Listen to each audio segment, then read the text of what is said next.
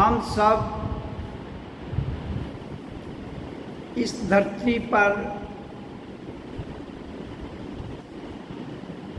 जब माँ की कोख से बाहर आए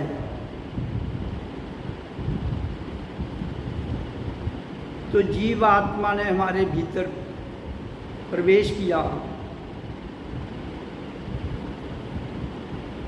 और प्रवेश करने के बाद उसका जो अलौकिक कार्यक्रम था उसने उस अलौकिक कार्यक्रम को प्राकृतिक ढंग से निभाते हुए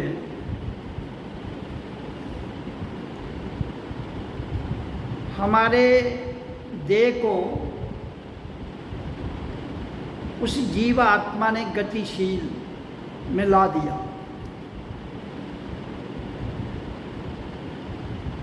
जिसके बारे में मैं सत्संग में बहुत बार बता चुका हूँ कि जीव आत्मा एक विद्युत तरंग के रूप में एंटर करती है, फिर वो ध्वनि, प्रकाश और श्वास क्रिया में बदल जाती है और हमारा शरीर इस धरती पर गतिशील रूप में कार्यरत रहता है जब तक प्राण वायु का आना जाना और प्रकाश का स्वरूप और ध्वनि ये अपने अपने ढंग से कार्यरत रहती हुई हमारे जीवन को चलाती है।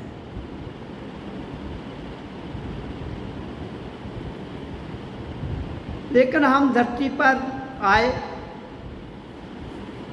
जब पहली बार गतिशील हुए तो हमारा जो देह था स्थूल, जो माँ के गर्भ में बना, वो गतिशीलों की जाग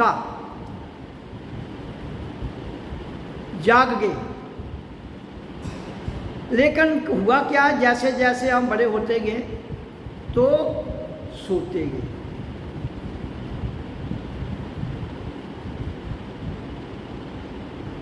जागे, फिर धीरे धीरे धीरे धीरे सोना शुरू कर दिया, और प्रकृति का वातावरण, समाज का मेल जोल, जहाँ का पदार्थ खाने के बाद हमारी सारी जो ऊर्जा थी, जो जागी हुई ऊर्जा थी, चेतन ऊर्जा थी, उसके ऊपर हमने एक तय जमा दी, और वो जो ऊर्जा थी वो मूलाधार में इकट्ठी रहते हुए सुषुप्त शक्ति में रुक गई। तो फिर हम सो गए।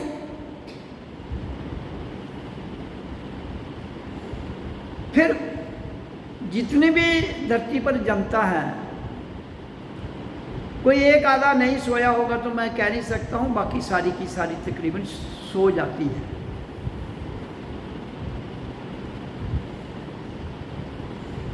तो सोने के बाद जब हम मेडिटेशन करते हैं, जितनी भी प्रथाएं, पूजा पाठ, भक्ति, कर्म योग, वो हम सोकर करते रहते हैं। क्योंकि जागे सो गए, फिर संसार के कार्यक्रम शुरू हो गए, सोकर करते गए। जब सोकर हम अपने कार्य करते गए तो उनका जो परिणाम होता है, सोए हुए काम किया जाए उसका परिणाम कैसे होता है? अन्ने मुन्ने दी नगोरी जुथे मारी उठे मोरी। ऐसा नहीं होता दुनिया में। सतर्क रहना पड़ता है, जाग कर काम करना पड़ता है। सोए हुए किया हुआ काम कभी ठीक होता है, कभी गलत होता है, कभी ठीक होता है, कभी ज़्यादा बार गलत होता है, और कभी कभार ठीक हो जाता है। और फिर हम मन जो जीव है, ये जड़ है, सूक्ष्म है। बुद्धि जड़ है, सूक्ष्म है, सुषुप्त शक्ति में रही, जागी नहीं है। तो फिर हम बुद्धि से प्लानिंग बनाते हैं, मन विचारों का अड्डा है। तो फिर जो भी प्लान हम बनाते हैं, जो भी सोच करते हैं, वो सोच भी पूर्ण कभी उतरती है, कभी नहीं उतरती है। फिर पछताते हैं, हमने ये काम किया, हुआ नहीं हमारा। भाई जागे ही नहीं हो तो काम कैसे पूरा होगा? इसलिए हमारा जो कर्तव्य है बड़े होने के बाद, वो ये है कि हम दोबारा जागें। तो दोबारा जागने के लिए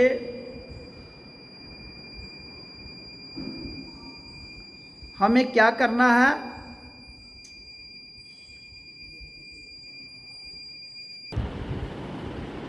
तो फिर हम जो कार्य करते हैं, जो मैं बता रहा था, सोकर करते हैं।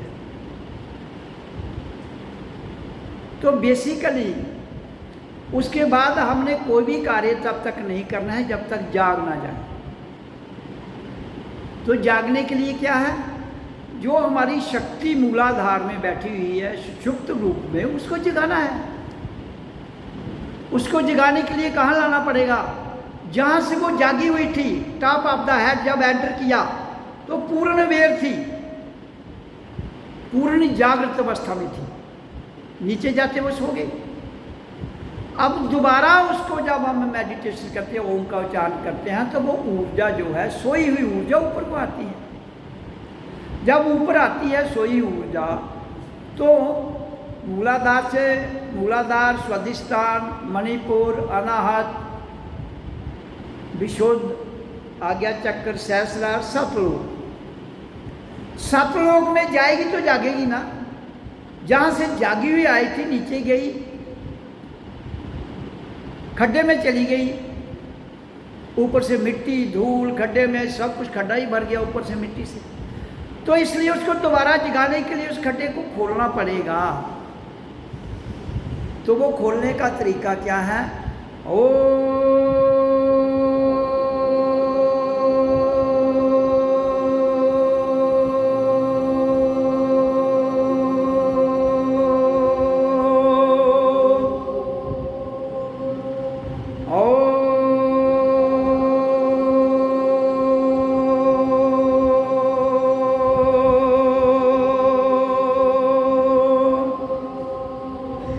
जब हम बैखरी ध्वनि में जो उच्चारण करते हैं ओम का, वो इस ऊर्जा को, जो सोई हुई ऊर्जा को, उसके ऊपर से जो परतें मैल चढ़ गई है उसको उठा देता है। जब ये ध्वनि उसकी मैल उठाती है तो वो ऊर्जा ऊपर को आती है मेरुदंड के रास्ते से। हम क्यों कहते हैं मेडिटेशन करनी है तो अपनी रीढ़ की हड्डी को सीधा रखो, क्योंकि पाइप सीधी होगी तो पानी जो है वो डायरेक्ट जाएगा। अगर पाइप को में बेंड होंगे तो पानी को रुकावट आ सकती है, हर्डल आ सकती है। तो इसलिए मेडिटेशन का सर्वप्रथम जो तरीका है, पद्मासन में बैठो, सुखासन में बैठो, सिद्धासन में बैठो, रीढ़ की हड्डी जो है, हमारी स्पाइनल कार्ड जो है वो सीधी होनी चाहिए। तो उसका अर्थ क्या है कि जो हम आवाज़ और प्राण वायु वो सीधी ऊपर को जाए और सीधी सतलोक में जाए और जाग जाए। तो जब वो सारी एनर्जी ऊपर जाएगी तो तभी जागेगी ना। लेकिन उस एनर्जी को वहाँ जागने तक, वहाँ पहुँचने तक जीवन लग सकता है। लेकिन जीवन लग सकता है, लेकिन आप तो कार्यक्रम शुरू कर दोगे पैदा होते ही, तो आपके किए हुए कोई भी कार्य जो है 100 में से 1-2 सार्थक रूप में सिद्ध हो जाएगा, बाकी कार्य नहीं होंगे। सबसे बड़ी विडंबना हर युग में और आज के युग में भी वही रही है। उसका कारण क्या है? कारण ये है कि इंसान स्वार्थी है। सबसे ज़्यादा दुनिया में स्वार्थी कौन है? इंसान। जानवर भी इतना स्वार्थी नहीं है। तो उसका जो स्वार्थ, इतना स्वार्थ क्यों हो गया? बुद्धि, मन, इंद्रियां, उनका इस तरह का जाल है कि वो इंसान को घेर लेता है। जब वो घेर लेता है, इंसान जहां आया था किस लिए? अध्यात्म विचार का क्रांति घटित हो उसके भीतर से, और दूसरा जागे, मैं कौन हूँ, कहाँ से आई हूँ, किस लिए आई हूँ। ये मेन जो मुद्दे थे हमारे, जो मेन लक्ष्य था इंसान का, मैं कौन हूँ, कहाँ से आई हूँ, किस लिए आई हूँ, और अपने भीतर से विचारों को अध्यात्म और रूह के साथ जोड़ के परिवर्तन करना। वो कार्यक्रम तो छोड़ दिया। अब पूजा पद्धति के नए नए तरीके ढूंढ लिए उन्होंने। वो सारे के सारे आकार में थे। आकार हो गया फोटो। भाई फोटो क्या करेगा? तुम स्वयं तो साकार हो। जब तुम कुर्सी पर बैठे हो, एक ताज लगा के वहां से उठ के एक गंदे नाले में जाके डुबकियां लगाना शुरू कर देते हो, तो कसूर आपका है या उस कुर्सी का है जिस पर तुम बैठे हो? तो जब तुम अपनी सीट को छोड़ के दलदल में जाते हो तो सारा सिस्टम गड़बड़ हो जाता। तो उसका कारण क्या था? दलदल में मजा आता है, इसलिए मजा लेने के लिए दलदल में चले जाते हो। आसान है। हिमालय पर चढ़ना मुश्किल है, दलदल में जाना मुश्किल नहीं है।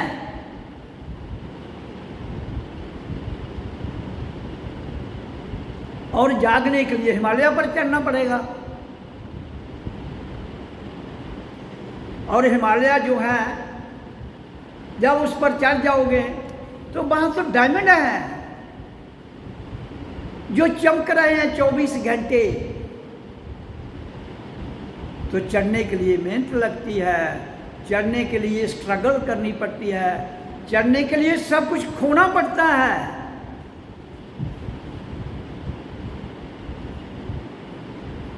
तुम तो उस प्रकृति का दिया हुआ जो पदार्थ हैं, वो धन के रूप में हो, वो पदार्थ के रूप में हो, वो किसी भी के रूप में हो, तुम वो दे के राजी नहीं हो। जब हम कहते हैं कि प्रकृति का सिद्धांत है कि जो पदार्थ तुम्हें मिलता है धन के रूप में, पदार्थ के रूप में, किसी भी रूप में, उसका 10% हिस्सा प्रकृति को देना है, 90% तुमने रखना है। देते हो? देते हो? बताओ मेरे को, कौन देता है? कोई नहीं, 10% नहीं देता है।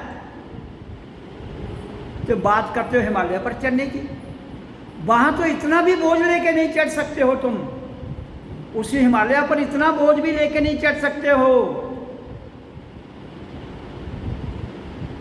फिर बातें करते हो नहीं जी थोड़ा सा रखना है हमें, कुछ ना कुछ तो बाकी रखना है। क्या रखना है? अगर हिमालय में जाना है तो कुछ भी नहीं रखना है, नहीं जाना है तो रखते रहो। तो इसलिए यात्रा जो है वो कठिन है, वो खाली होगी। वहां इतनी चढ़ाई चढ़ने के लिए बोझ लेकर नहीं चढ़ सकते तुम, सब कुछ फेंकना पड़ेगा, सब कुछ, शरीर भी इस धरती पर रहेगा और जीते जी तय करनी है यात्रा। हिम्मत है तो करो भाई।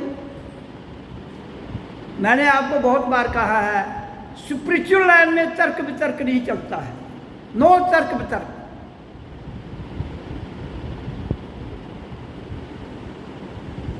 ना तो बुद्धि की प्लानिंग चलेगी, यात्रा करनी है चढ़ो भाई चढ़ो, ना मन की बात चलेगी, ना प्लानिंग चलेगी। यू हैव टू डू, आपको उच्चारण करना है। हाँ, उसके बाद सतर्क रहना है। क्यों? कि ये इतनी पावरफुल ऊर्जा है, इसको थोड़ी भी गलत डायरेक्शन दे दिया आपने, ये तो तबाही कर देगी। थोड़ी भी गलत डायरेक्शन देगी तो जब तबाही करेगी तो उसमें दूसरे की होगी तो अपनी भी तो हो जाएगी। इसलिए मैंने बहुत जोर से कहता हूँ कि इसने, उच्चारण ने हमें खाली कर देना है, हमारी सोई हुई ऊर्जा को जगा देना है। और जब वो जागेगी तो हल्की हो जाएगी, जब वो जागेगी तो बिल्कुल लाइट हो जाएगी, आपको कोई दिक्कत नहीं आएगी। लेकिन लाइट होना नहीं चाहता कोई, हल्का नहीं होना चाहता है। जब मैं कहता हूँ डिवाइन ऊर्जा, आत्मा हैज़ नो वेट, उसका कोई वेट ही नहीं, इतनी हल्की है। इट ऑक्यूपाई नो स्पेस, ये कोई जगह भी नहीं घेरती है। And it is omni present, और ये हर जगह व्यापक भी है, जिसका कोई वजन नहीं है, जो जगह नहीं घेरती है, जो हर जगह मौजूद है। ब्रह्मांड आकाश से लेकर पृथ्वी तक, पृथ्वी से लेकर पाताल तक, जो हर जगह है, उसको कहते हैं डिवाइन ऊर्जा, उसको कहते हैं अनुआत्मा, उसको उसके विराट को कहते हैं परमात्मा।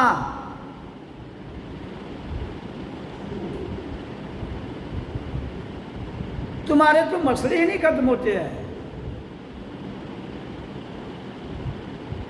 तो मसले धरती के हैं, इनको जहां है छोड़ दो, स्वयं को निकालो, स्वयं को स्वयं से मिलाओ, और स्वयं को स्वयं से मिला लोगे तो काम बन जाएगा, दूसरा रहे नहीं कोई। ये दो का विषय नहीं है, ना माँ बेटे का विषय है, ना माँ बेटी का विषय है, ना बाप बेटे का विषय है, ना बाप बेटी का विषय है, ना बहनों का विषय है, ना संसार के जितने संबंध है, ये अपना स्वयं का विषय है। स्वयं को जानो, दूसरों को जान के क्या करोगे? दूसरे का विषय ही नहीं है मेरे बंधुओं,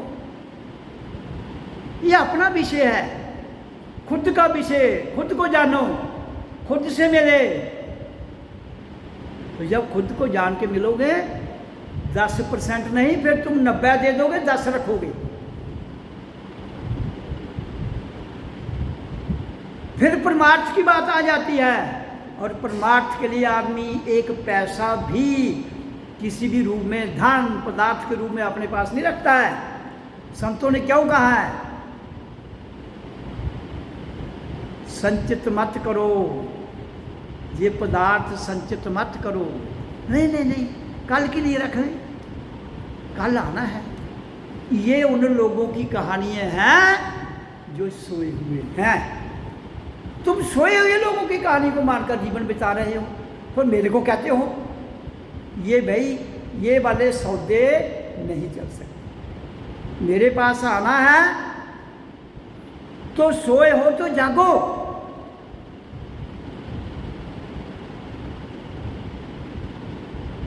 तो समझ आ जाएगी भाई। खुद के बारे में जागो, मेरे बारे में जानने की जरूरत ही नहीं है। मैंने बहुत बार कहा है, मेरे बारे में जानते जानते मेरे साथ आदमी रहेगा वो पागल हो जाएगा।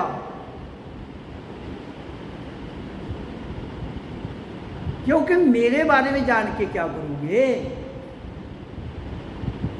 मैं रात को सिर नीचे रख के कभी टांगे खड़ी करके सो जाता हूं। तुम अपने आप को देखो भाई, तो तुम कहोगे यार ये तो जीव आदमी रात को सिर नीचे और टांगे ऊपर खड़ी करके सोता है। तुम स्वयं को जानो, फिर तुमने क्या करना है वो करो। लेकिन परमार्थ में जाना, इसको, इस डिवाइन ऊर्जा को गलत रास्ता मत देना।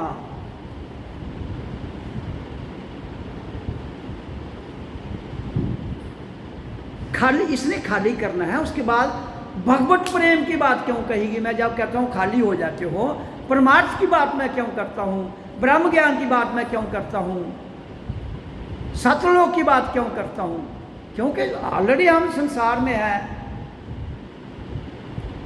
तो हमें जब खाली हो जाए तो हम अगर परमार्थ में, भगवत प्रेम में अपने आप से जुड़ेंगे तो गलत लाइन पर नहीं जाएंगे बंधु।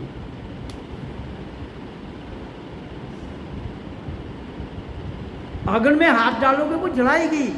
उसने ये नहीं देखना है जी कि ब्रह्म ज्ञानी है, इसका हाथ नहीं जलाना मैंने। ये मैं उस आग की बात कर रहा हूं जो धरती पर है। ये तो डिवाइन ऊर्जा है, ब्रह्म ज्ञान की अग्नि, ये तो पूरी दुनिया को भस्म कर देगी और इसको कोई फर्क ही नहीं पड़ेगा और बुझेगी भी नहीं। तो इसलिए आपका सब कुछ भस्म कर देती है, बशर्ते कि आप नियमों का पालन करके अपने जीवन को आगे बढ़ाएं।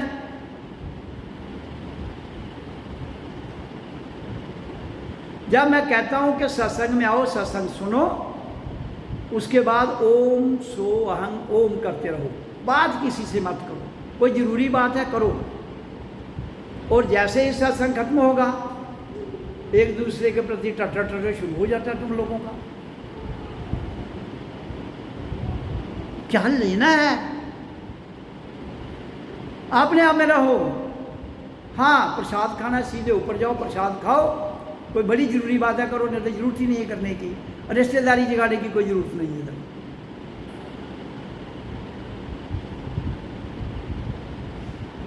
रिश्तेदारी जगानी है आश्रम बात। अगर जीवन में परिवर्तन लाना है, अगर जीवन में आध्यात्म विचार क्रांति लानी है, जो हम सबका लक्ष्य है और गुरु का लक्ष्य है,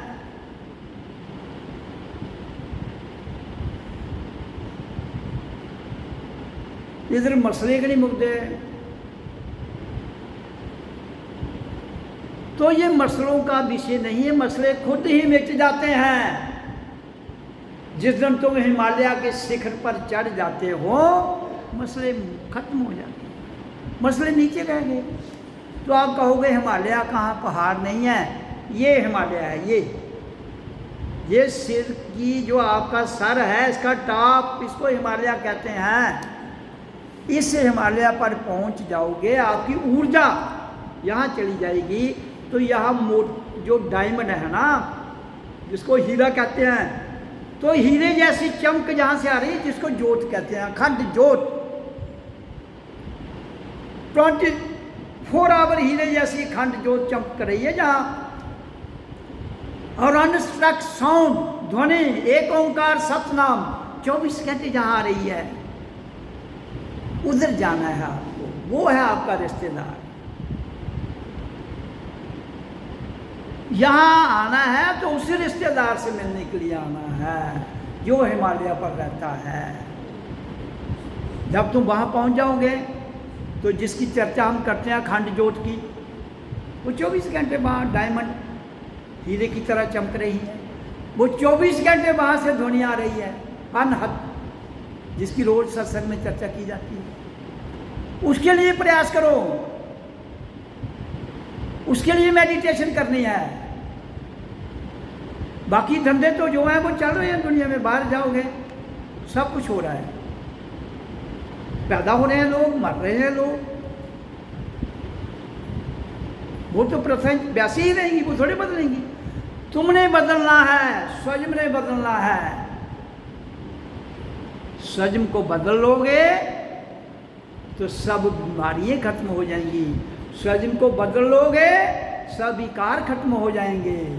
स्वयं को बदल लोगे तो हिमालय से जो 24 घंटे अखंड ज्योत आ रही है वो देखते रहोगे, वो ही ध्वनि भी सुनते रहोगे, और आनंद की वर्षा वाइब्रेशन के द्वारा आपको मिलती रहेगी। ये है सत्संग। सत्संग ये नहीं है मेरा ब्याह कदूना है, मेरा घर मोड़ा होना के कुड़ी होनी है, नहीं सत्संग थोड़ी है। भाई कुदरत का निजाम है, लड़का हो गया लड़की होगी, सत्संग से उसका क्या लेन देना है? परमात्मा की ऊर्जा ने उससे क्या लेना देना है?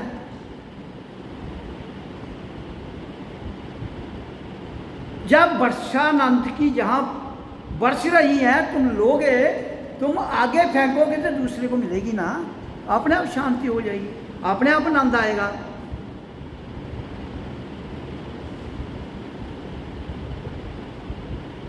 कभी किसी बावे के पीछे, कभी किसी के पीछे, कभी चेले, कभी द्वाले, कभी किसी मंदिर में जाकर माथा टेकते हो, मेरा ये काम नहीं हो रहा है।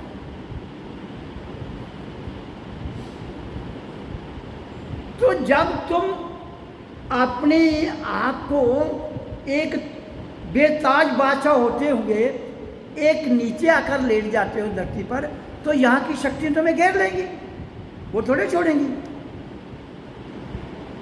जब वो घेर लेंगी तुम्हारे पर डांस करेंगी, जब तुम्हारे पर डांस करेंगी तो उनको पता है मुझे डांस के लिए जगह मिल गई है, तुम्हारा छोटा मोटा कहा मान के काम भी कर देंगी। हाँ हाँ हाँ, फिर तुम कहते हो मैं वहाँ जाता हूँ, 26/11, 24/11 काम हो जाता है। भाई तुम्हें इतना तो साहस होना चाहिए जीवन के रहते हुए, कितना कि एक अणु जब माँ की कोख में जाता है, स्पर्म 9 महीने के बाद वो करोड़ों गुना बड़ा हो जाता है। इतना बड़ा चमत्कार कभी देखा आपने? और फिर वो जब माँ के कोख से बाहर आता है और 6 फुट तक इंसान कद में बढ़ जाता है, तो इतनी बड़ी जो तरक्की हो रही है नेचुरली, वो और किसी चीज़ में दुनिया की किसी भी बिजनेसमैन दुनिया के पूरे इकट्ठे कर लो, बड़े बड़े दिमाग वाले, बड़े बड़े प्लानर, इतनी ग्रोथ वो 100 जन भी लगे रहें उनके बिजनेस में नहीं हो सकती जितनी एक इंसान की अणु से लेकर उसका 18 साल तक कद बढ़ जाता है। इतना बड़ा चमत्कार और क्या चाहिए? और कौन सा चमत्कार आप ढूंढते हो?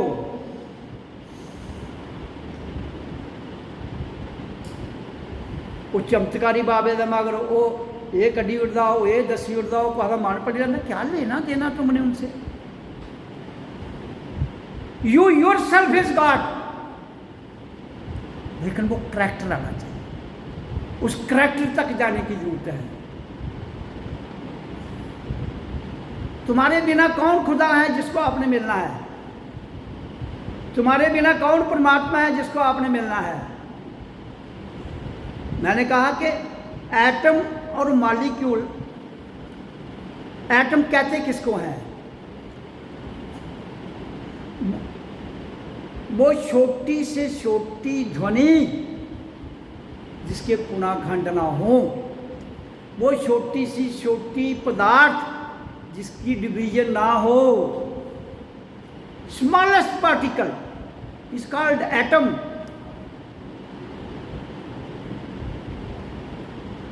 जैसे हम ये इतनी छोटी ध्वनि है, इसको खंड खंड नहीं कर सकते, करो इसको टोटे बताओ। हाँ, का उसके टोटे हो जाएंगे, क और दो आवाजें हैं वो, ऊ की करो टोटे। तो ये आत्मा की ध्वनि है, अणु, विराट परमात्मा है। तो अणु से विराट तक की यात्रा हमने करनी है, मूलाधार से लेकर सतलोक तक। इसके लिए कोई प्लान नहीं बनाना पड़ता है, इसके लिए कोई डिस्कशन भी नहीं होती है। राय ले सकते हो, प्रेरणा ले सकते हो, नो डिस्कशन, नो तर्क वितर्क, नो आर्गुमेंट।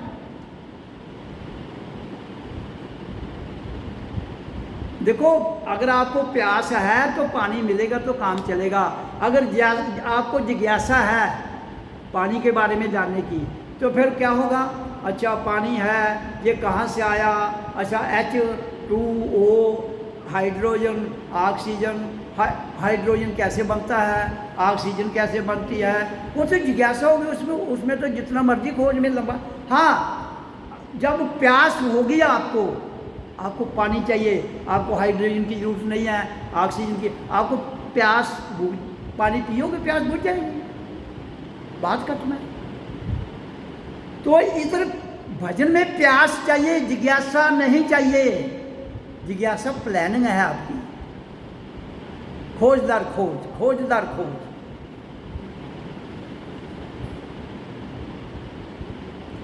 इसमें कहता है, प्रेम की है बात उदो, बंदगी तेरे बस की नहीं है, सर दे के जहां सौदे होते हैं, आज की सस्ती नहीं है। इधर आए, सत्संग सुना, गेट टपया, मेरा रिश्तेदार नहीं नाराज हो जा, मेरे न्याणे नहीं गल मनते, मेरे घर वाला नहीं गल मनता। इसे मनता कौन है? कुछ दी मनता कोई कुछ दी।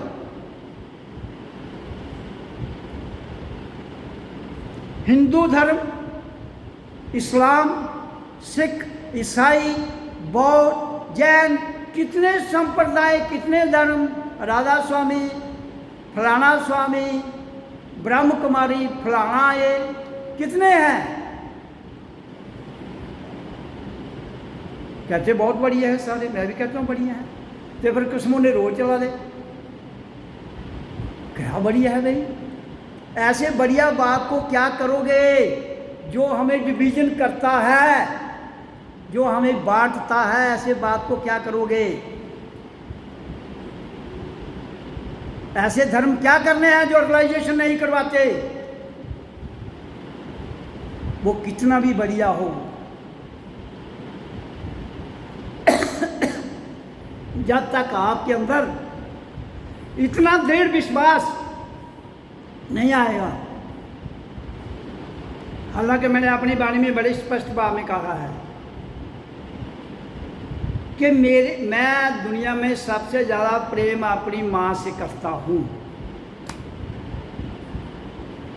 मेरी क्रांति में अगर मेरी माँ भी रुकावट बनेगी तो मैं उसे भी हटाने में कभी भी गुरेज नहीं करूंगा।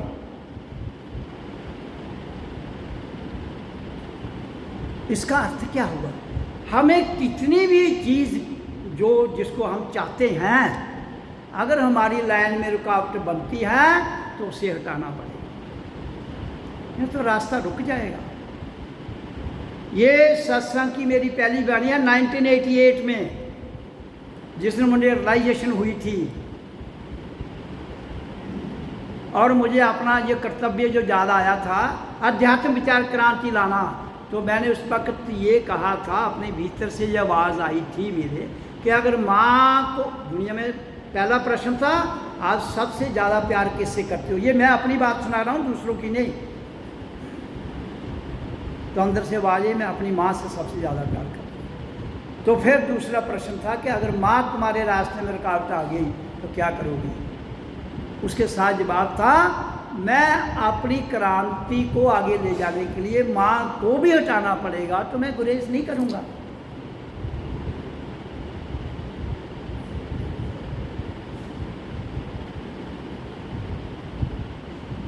तो इसलिए डिटर्मिनेशन, विल,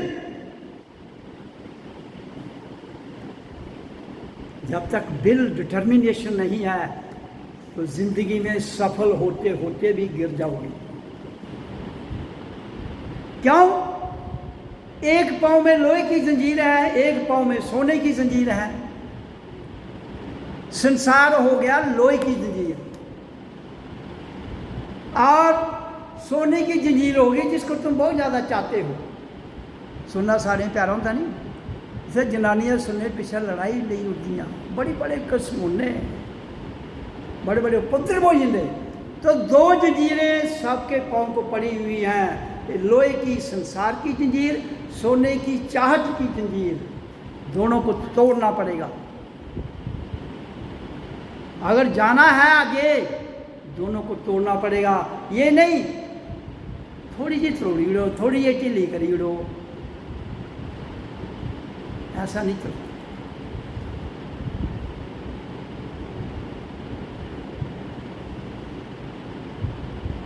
इसलिए मैं ये नहीं कहता हूँ घर छोड़ दो, मैं ये नहीं कह रहा हूँ माँ बाप को छोड़ दो, ऐसा कुछ नहीं है। आपके अंदर जो पहले रियलाइज तो करो, मैं कौन हूँ, कहाँ से आया हूँ, किस लिए आई हूँ, ये तो जान लो। जैसे जान जाओगे तो चीज़ें टूट जाएंगी, तोड़ने की जरूरत नहीं पड़ती है। खत्म करने से कुछ भी नहीं होता है, अपने आप कंट्रोल में होता है। जो चीज़ अपने आप में कंट्रोल हो जाए वो आप पर हावी नहीं हो सकती। जिसको तुम दबाओगे वो उभरेगा, जिसको तुम दबाओगे वो जरूर उभरेगा। और फिर जब वो उभरता है आपको ऐसा दबोचेगा आप उठ नहीं पाओगे।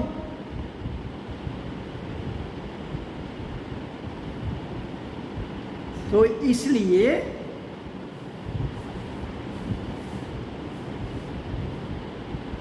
मेडिटेशन, ध्यान, ध्यान का अर्थ क्या है? अपने आप में आना। ध्यान का अर्थ है अपने आप में रहना, अपने आप से मिलना, अपने आप से बात करना, अपने आप को जानना, अपनी किताब पढ़ना।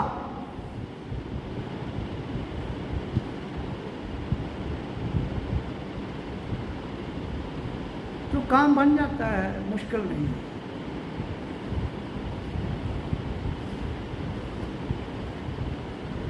बाकी रही बात, देखिए संसार में चार चीज़ें हैं, धर्म, अर्थ, काम, मोक्ष। इंसान का जीवन जिस पर आधारित है यही है ना चार, धर्म, अर्थ, काम, मोक्ष। धर्म क्या है? हमारा व्हाट इज अवर ड्यूटी। धर्म हिंदू नहीं है, धर्म मुसलमान नहीं है, धर्म सिख नहीं है, ईसाई नहीं है, इट इज अवर ड्यूटी।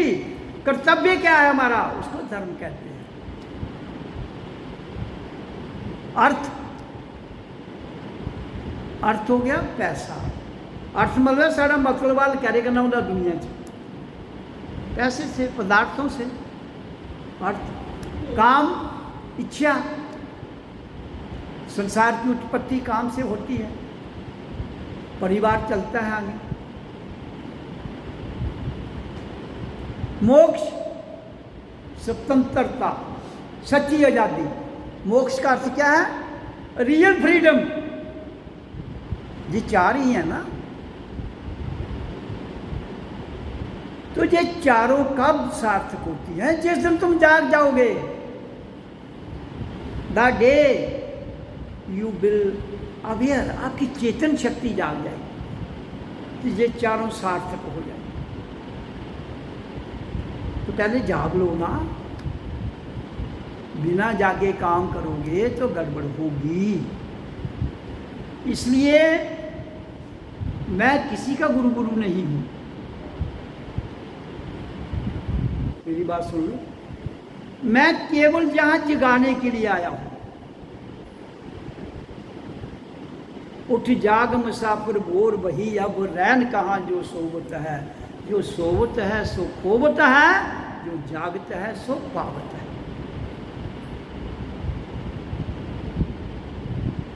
जागो।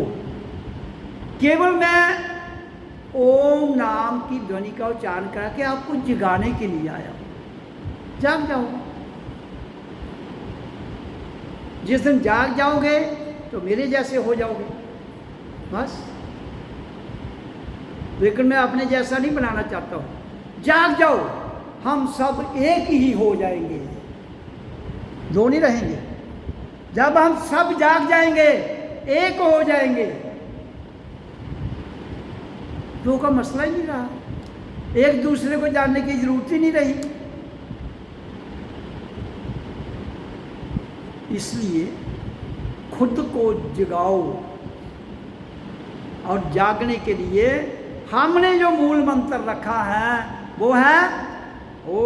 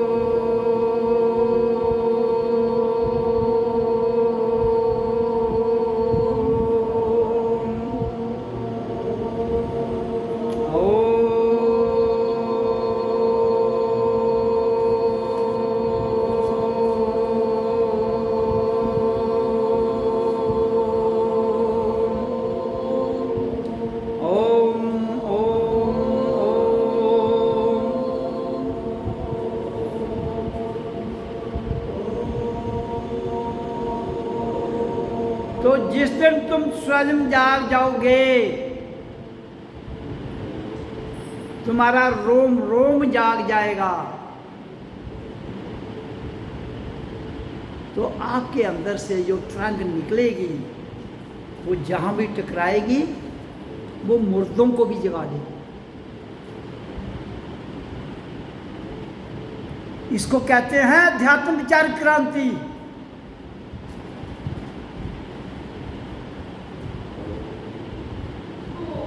तुम्हारी वाइब्रेशन, तुम्हारा अखंड प्रकाश जो तुम्हारे भीतर है, तुम्हारी अखंड ध्वनि मुर्दे को जगा दे। स्वयं जागिए पहले,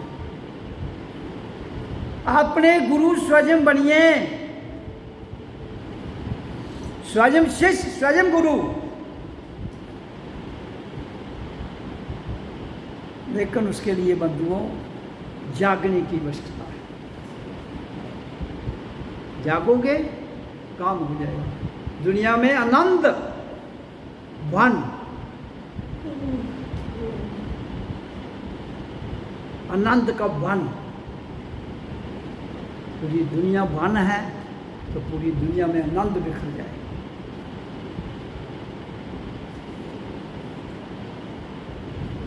तो इसलिए जो मैंने वाणी में बोला है उसको जीवन में ढालने का प्रयास कीजिए। आप वैसे नए तो है नहीं,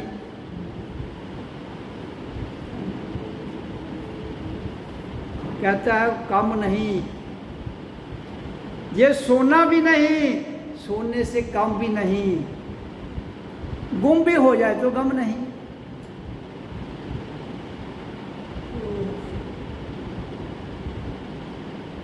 इसलिए अपने आप को जगाइए, इतना ही हमारा लक्ष्य है, फिर दुनिया का हर कार्य सार्थक और सिद्ध हो जाता है।